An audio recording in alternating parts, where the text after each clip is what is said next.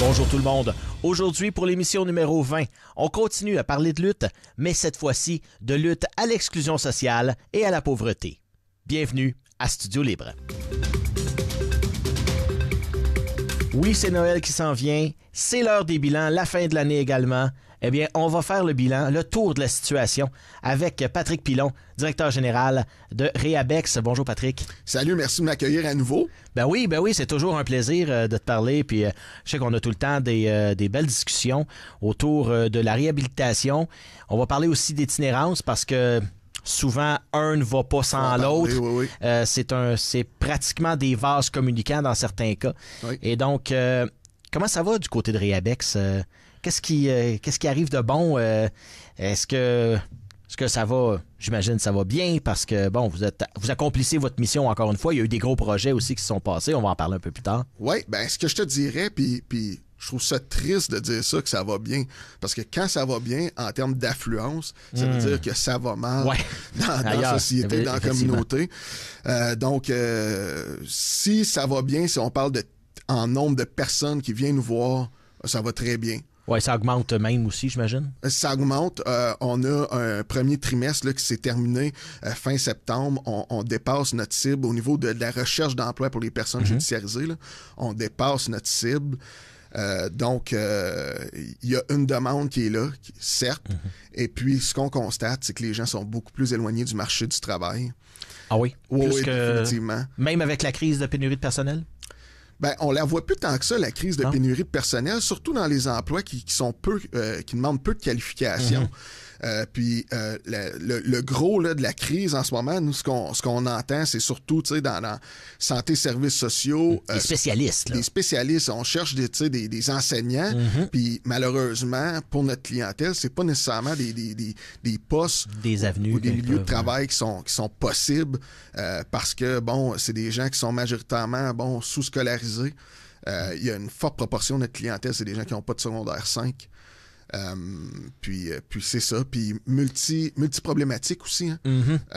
De plus en plus, on parle de santé mentale. Puis on se sent à l'aise aussi de le dire. Comme humains, là, ils viennent chez nous puis ils se sentent à l'aise de partager qui ont des défis au niveau de la santé mentale, des défis au niveau comportemental, consommation aussi. Puis nous, on reçoit ça, il faut les accompagner dans leur démarche. Donc, c'est des démarches qui sont plus longues pour intégrer le marché du travail parce qu'il faut adresser leur situation avant de penser qu'ils vont décrocher un emploi puis ils vont rester dans le domaine. Oui, c'est ça. Puis, mon Dieu, sinon, Réabex a lancé en juillet dernier le Réabus. Oui. Oui. Gros. À quel moment tu voulais en venir dans... Ben, on va en parler tout de suite. Oui. C'est un comme on dit, c'est un gros bébé, comme on dit, parce que faut dire là, pour ceux qui connaissent pas vraiment, ce qu'est le Réabus, oui, c'est ce qu'on appelle dans le domaine un H345, c'est un prévôt de 45 pieds de long. Oui. C'est toute une bête là. Toute une bête qui a quand même besoin d'amour. Là. Oui. Donc, c'est certain qu'on a des investissements à faire pour s'assurer de la pérennité du projet. Oui. On peut pas passer sous silence quand même là, la collaboration de Dillery Auto qui s'est engagé là, à nous remettre 25 000 $ pour pouvoir faire des modifications, pour pouvoir pérenniser ce projet-là. Notre député chez nous dans Chapelot, Mathieu Lévesque, qui a fait un travail de maître à solliciter ses collègues à Québec pour qu'on puisse avoir des dons qui sont quand même substantiels, qui vont nous permettre justement de réparer l'autobus aussi pour qu'il soit vraiment... C'est pas neuf, là. Non, c'est pas neuf. C'est un autobus de 1996. Donc, pratiquement 30 ans. Pratiquement 30 ans, mais il est quand même plus jeune que moi. Donc, ça me fait vieillir. Mais non, mais c'est une belle pièce, par contre. C'est des moteurs là-dessus qui sont c'est des gros Cummins. C'est fait pour le transport de monde. C'est un autobus littéralement voyageur, là, comme ceux qu'on exactement, connaît. Mais modifié pour, justement, nous, c'est recevoir les personnes en situation d'itinérance d'abord, mais pas exclusivement. Nous, on s'en sert aussi comme bureau satellite. Ah ben oui. Des fois, c'est plus difficile pour notre clientèle de venir chez nous recevoir des services en employabilité ou des programmes en matière de justice. Exemple donné, Maniwaki, c'est un petit peu loin. C'est un peu loin, bien qu'on a parfois des locaux prêtés par des organisations locales là-bas. Reste que pour des gens qui sont vraiment dans le rural puis qui ont pas de voiture, nous, notre clientèle, des fois, ils ont des interdictions de conduite.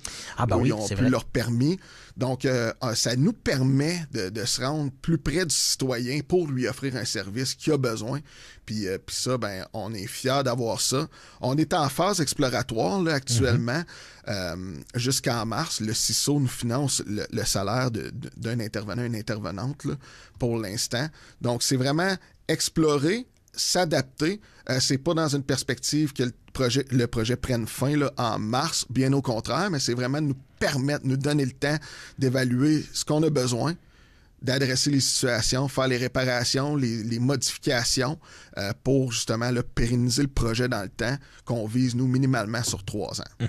Parce que l'autobus, bon, c'est sur une base d'autobus voyageurs, mais c'est ce qu'on appelle dans le domaine un VR ou un bon vieux Winnebago qui a été pris et que vous avez transformé en vos bureaux. Absolument. Donc, ça offre quand même aussi d'autres aspects que si vous aviez pris un autobus et que vous aviez enlevé les sièges et fait seulement des bureaux dedans. Là. Il y a d'autres services que vous pouvez donner à l'intérieur. Il y a un comptoir repas, puis nous, on a un beau partenariat aussi avec le Centre en sécurité alimentaire de Gatineau qui nous fournit des sacs collations. Okay. Donc, les personnes en situation d'itinérance peuvent venir chercher ça en urgence lorsqu'ils ont un besoin de manger. Je vais être clair, là, on n'est pas dans l'offre alimentaire, exemple des repas préparés, cuisinés, tout ça, comme Itinérance Zéro, par exemple. Ouais. Mais c'est vraiment, c'est en complémentarité de l'offre sur le territoire de l'Outaouais et de Gatineau. Donc, on offre ça. Il y a une douche, toilette à bord. Oui. Souvent, les personnes en situation d'itinérance peuvent passer plusieurs semaines sans prendre de douche. Donc, quand ils arrivent, là, c'est sûr que les personnes font comme « Oh mon Dieu, c'est le fun parce que j'en ai besoin. J'ai besoin de me sentir propre. Ouais. Puis tu sais, comme humain, là, l'hygiène, tu sais, je veux dire, chaque être humain, je pense, a droit à ça, une douche. Fait que nous, on peut l'offrir. C'est permis à bord. On a machine à laver. Oh, oui. Oui, puis là, justement, on est en train de voir parce que notre capacité versus la demande, là, la demande est vraiment grande.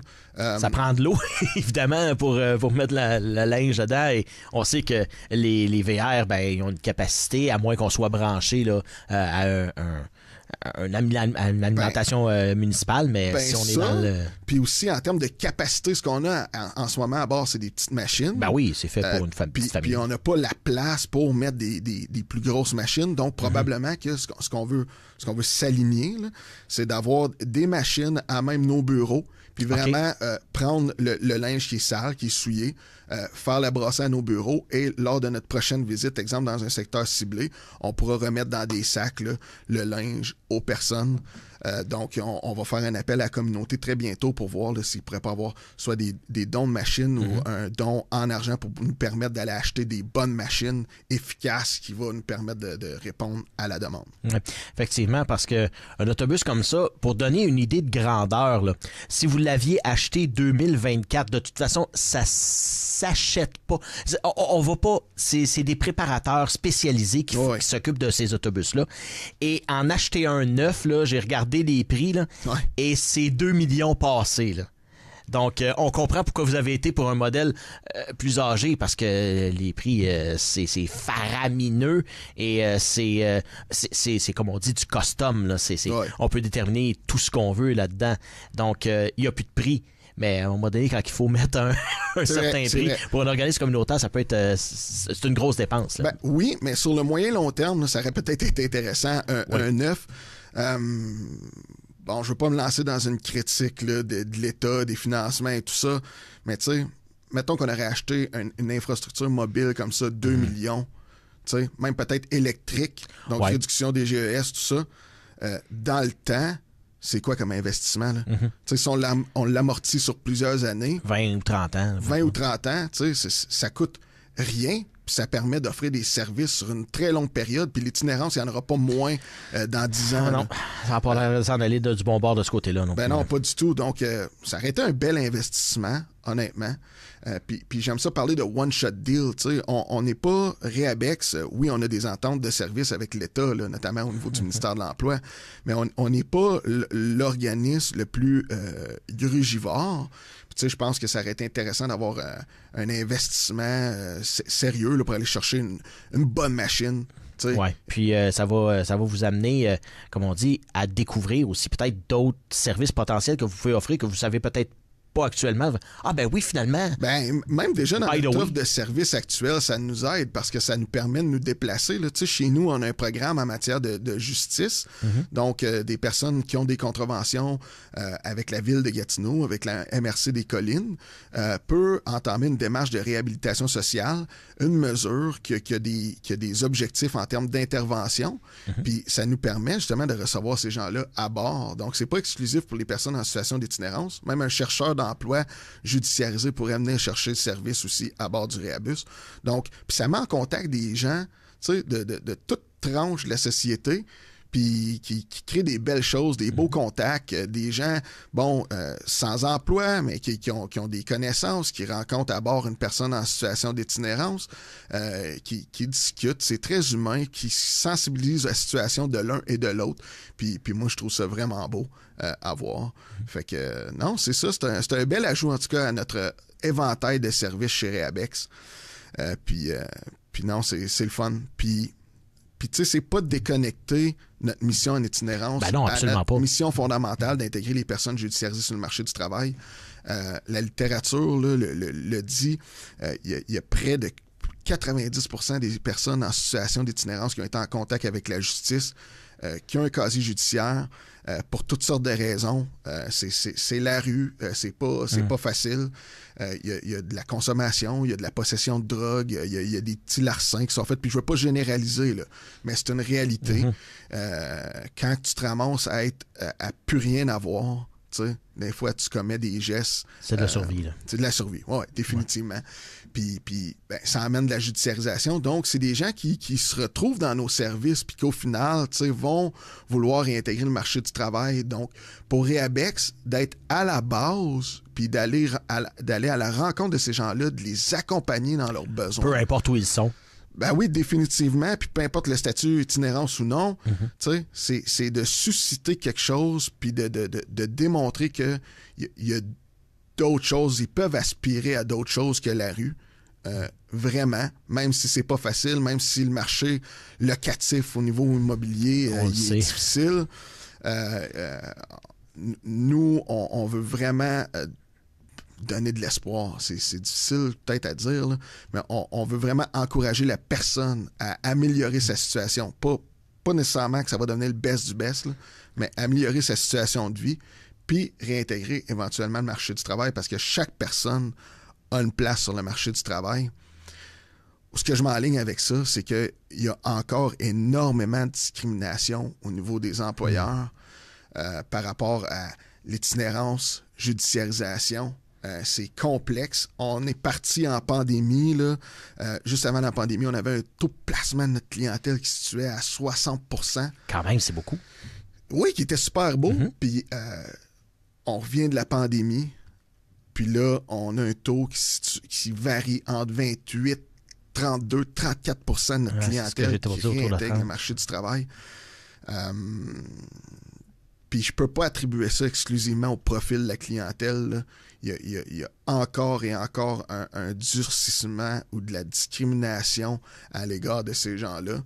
Puis quand on a du choix aussi, là, puis c'est pas un blâme, mais actuellement avec les gens qui viennent au Québec, qui viennent de l'étranger, qui ont la capacité de travailler, ben l'employeur, quand il y a un choix à faire, puis souvent, en plus, c'est que c'est des gens qui sont hyper qualifiés quand ils viennent de l'étranger. Ils ont des diplômes. Ben oui, fait que pour l'employeur, je veux dire, c'est un fardeau de moins. Tu sais, la personne est capable de comprendre des notions, des éléments du travail que peut-être ça serait un petit peu plus long, complexe, comme plan de formation et d'intégration pour des personnes judiciarisées ou plus éloignées du marché du travail. Donc, le choix est qu'on y va avec la voie facile, peut-être. Puis on le fait peut-être inconsciemment, mais on discrimine par la bande nos chercheurs d'emploi qui sont judiciarisés. Mm-hmm. Mais je me demandais si la collaboration était bonne. Bon, on parlait, Itinérant Zéro, par exemple, ou on parlait de d'autres organismes. Comment est-ce que vous vous entraidez pour justement essayer d'accomplir votre et vos missions individuelles et collectives? Ben, c'est vraiment connaître l'ensemble, l'éventail des services qui sont offerts par chaque organisation. Puis c'est de la référence. Puis c'est vraiment de créer des collaborations qui mènent à des passerelles, des fois, vers les services pour adresser des situations de manière beaucoup plus rapide, des fois que, exemple, l'attente qu'on retrouverait au niveau des grands réseaux comme santé, services sociaux, etc. Dans le communautaire, en Outaouais, il y a beaucoup d'intervenants, il y a beaucoup d'organismes avec plusieurs missions qui sont diversifiées, mais c'est ça qui fait la beauté du communautaire. Puis je pense que souvent, le premier réflexe citoyen, c'est peut-être pas nécessairement de se virer vers le communautaire, justement, c'est de penser au réseau public. Ouais. Mais c'est long, par exemple. C'est long, puis on a des bons travailleurs communautaires qui peuvent accompagner les personnes, ou du moins assurer un filet de sécurité pendant la période d'attente pour avoir accès aux professionnels, là, notamment. Donc, non, il y a du beau dans le communautaire, puis c'est ça, la collaboration, c'est vraiment de se connaître, travailler ensemble, se référer les clientèles pour nos missions respectives. Puis je pense que c'est un modèle qui fonctionne bien, en tout cas en Outaouais. Puis c'est ça. Donc, c'est vraiment là, de maintenir ce niveau de collaboration-là et de référence pour les usagers de nos services. Ouais. On a vu notamment Itinérant Zéro qui a dû couper dans ses services, dans son offre de services à cause d'un financement et compagnie. On sait tous la situation des organismes communautaires en Outaouais. On demandait justement, la Trocao demandait pratiquement le double de ce qu'on a besoin pour juste être capable de donner notre mission. Au niveau du financement, est-ce que c'est aussi compliqué de votre côté que des autres? Est-ce que c'est aussi compliqué? La réponse, c'est oui. Par contre, c'est tout dépendamment du service ou du programme qu'on offre. Actuellement, nous, l'inquiétude, c'est vraiment par rapport à notre service en employabilité. Il y a des coupures, certes, au niveau du ministère de l'Emploi et de la Solidarité sociale. Et puis, on est en train de revoir vraiment les groupes, les mesures, les services, le nombre d'heures attribuées à la clientèle et tout ça, parce que nous, on a vraiment un financement qui est basé sur de l'heure d'intervention offerte à la clientèle, puis dans des mesures très spécifiques. Exemple, une mesure... on va dire ça, service d'aide à l'emploi, approche globale, groupe D, là, c'est technique. C'est technique, là, mais tu sais, ça permet de rencontrer la personne, évaluer ses besoins, adresser sa situation, faire du référencement vers des organismes qui vont l'accompagner, exemple, sur sa consommation. Nous, c'est sûr, notre dada, c'est le casier judiciaire, donc on va l'accompagner dans comment, exemple, se présenter un employeur, comment présenter sa situation judiciaire. On va interpeller des employeurs aussi pour les sensibiliser. Mais bref, tout ça pour dire que c'est basé sur un nombre d'heures, puis il y a des éléments dans cette mesure-là qui sont pas reconnus, puis pourtant qu'on fait au quotidien, puis que quand on dit « Ouais, mais tu sais, t'as pas atteint ta cible de nombre de clients dans ta mesure SAE, groupe D », non, mais j'ai du client chez nous qui vient, qui fait du walk-in, qu'on n'inscrit pas dans la mesure, mais qu'on doit rendre un service, puis ça, c'est pas reconnu, puis on s'attend à ce que ce soit fait. Puis notre organisation demande pas nécessairement plus d'argent. On serait capable de se satisfaire du niveau de financement qu'on a actuellement. Ce qu'on veut, c'est une liberté d'action pour pouvoir adresser les besoins qu'on a de manière très autonome. Tu sais, moi, chez nous, je te le disais tantôt, tu sais, il y a moins d'employeurs qui embauchent ma clientèle. Je dois faire de la sensibilisation, je dois faire de la publicité, je dois payer des pliants que je vais remettre aux employeurs et tout ça. Puis dans ma mission de base, ce n'est pas financé à travers les mesures. Puis pourtant, c'est un besoin que j'ai comme organisme. Parce qu'un va pas sans l'autre, là. Ben oui, exactement. Donc, c'est vraiment d'être plus agile pour répondre aux besoins de ma clientèle judiciarisée qui veut se réintégrer sur le marché du travail. Donc, nous, ce qu'on demande à l'État, c'est de faire ce travail-là en collaboration avec les réseaux nationaux et les organismes pour, une fois pour toutes, rendre les mesures plus soft, là, si je peux utiliser encore l'anglicisme, les rendre plus souples pour permettre le plus possible à des citoyens de recevoir le service de manière adéquate. Ouais. Ouais. Parce que le problème, c'est, bon, de un, on l'a dit, sortir le mot, hey, on offre ces services-là, aller chercher la clientèle, puis si on n'a pas de rétribution pour ça, puis aussi, comme je pensais, on peut pas mettre tous les gens dans une case. Ben puis, tu dis toi-même, quand il arrive, ben des fois, il est un walk-in, il a besoin d'un service, il n'est pas comptabilisé, puis on peut pas dire, bon, ben regarde, c'est ça. Ça peut prendre plus de temps aussi, là, au niveau d'aide. Chaque humain est différent l'un de l'autre et chaque cas, j'imagine, doit être différent l'un de l'autre. Il y a des ressemblances, mais il y a des différences foncièrement, là. Oui, définitivement. Chaque cas est différent, puis c'est un citoyen québécois, une citoyenne québécoise qui cherche à avoir un service. Moi, comme organisation communautaire, là, étant, exemple, le seul en Outaouais qui offre des services spécialisés à la personne judiciarisée dans une perspective d'intégrer et de maintenir le marché du travail, je peux pas lui dire non. Là. Non. C'est ta mission. Ben oui, puis je l'envoie où sinon, de toute façon? Vers les services gouvernementaux qui sont pas spécialisés à adresser la situation très spécifique. Puis ça va prendre des années avant d'avoir un service? Ben aussi, ou sinon, c'est juste qu'il n'y a pas l'expertise qu'on a. Puis ça, il faut la reconnaître, cette expertise-là, puis il faut nous permettre justement de la rendre efficacement aux citoyens. Donc, on veut vraiment que ce soit fait, là. Puis là, actuellement, on sent encore que c'est stand-by, qu'il n'y a pas de volonté de faire ça, alors qu'on a un gouvernement actuellement qui dit que c'est pour faciliter justement l'administration pour pouvoir rendre le meilleur service aux citoyens. Ouais. Puis on est encore à faire du cafouillage dans de la mesure de service qui est rigide, qui est inadapté. Un peu de pelletage de nuages? Soit du pelletage de nuages ou carrément déconnecté d'une situation. Là. Puis ça, c'est inquiétant. C'est inquiétant. J'aime pas ça être critique de l'État parce que l'État, c'est gros puis ça a beaucoup d'enjeux. Puis je pense que parfois, c'est... Puis c'est difficile à faire bouger aussi. Là. On s'entend que c'est un gros paquebot. Là. Absolument. Mais pour moi, ce volet-là me semble assez simple. Puis ce serait avantageux et économiquement pour le Québec. Puis ce serait avantageux socialement aussi de s'y attarder rapidement. Donc là, j'espère que ça va être adressé. J'espère que notre ministre de l'Emploi, Mme Champagne-Jourdain, va vraiment régler ce dossier-là, puis le prendre en charge là, une fois pour toutes. Puis c'est ça, on croise les doigts. Mm-hmm. 2025 s'en vient. Ouais. Qu'est-ce qui s'en vient 2025? On a parlé du Réabus, là, ça c'est un projet, mais qu'est-ce qui s'en vient pour 2025, là, on peut avoir une coupe de scoop. Absolument. Ben, pour le restant de l'année, là, c'est Noël qui s'en vient. Nous, à chaque année, on fait des épiceries de Noël qu'on va remettre à des personnes qui sont en processus de réhabilitation ou qui sont en situation d'itinérance.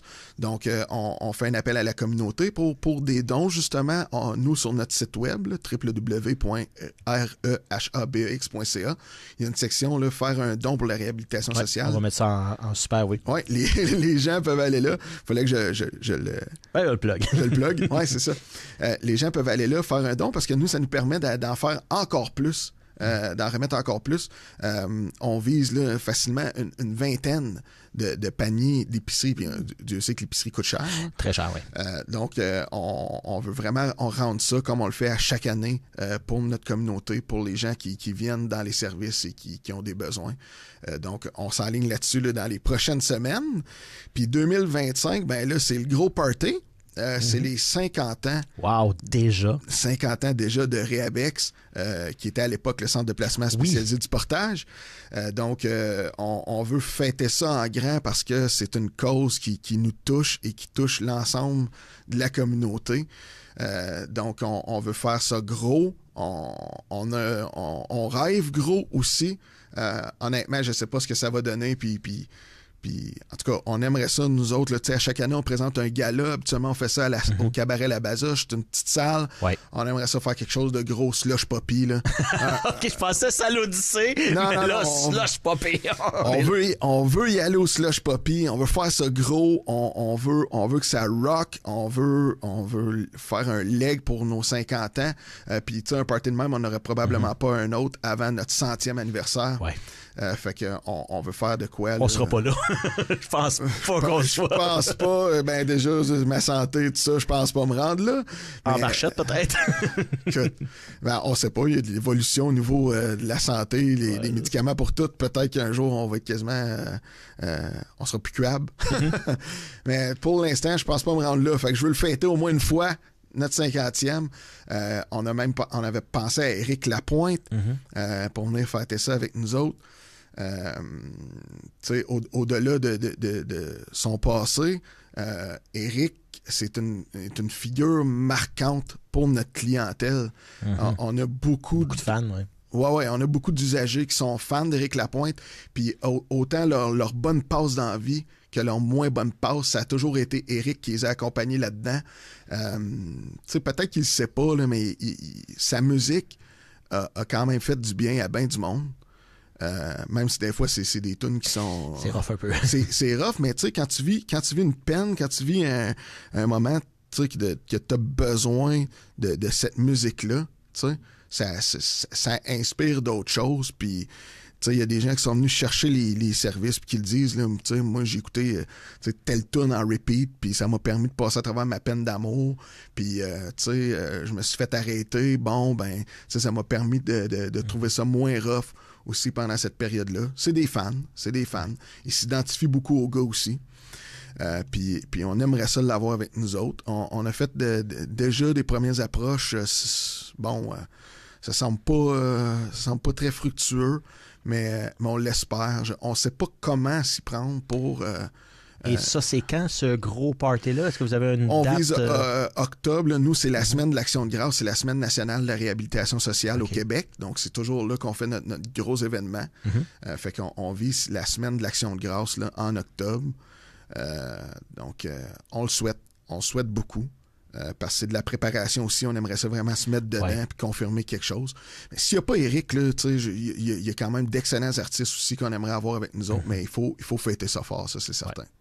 Ben, en tout cas, on vous souhaite d'avoir le plus gros party que vous avez jamais eu, puis d'avoir du fun, puis on va me réserver un petit billet. Écoute, il faut que tu sois là. Merci beaucoup, Patrick Pilon, directeur général de Réabex. C'est toujours un plaisir. Toujours un plaisir, puis n'importe quand.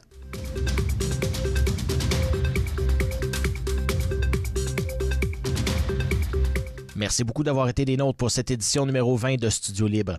J'aimerais remercier mon invité d'aujourd'hui, Patrick Pilon, directeur général de Réabex. Je vous rappelle que toutes nos émissions sont disponibles sur notre chaîne YouTube et on a également notre groupe de discussion Facebook TVC Basse-Lièvre officiel. Et moi, il ne me reste qu'à vous dire au revoir et à une prochaine pour un autre Studio Libre.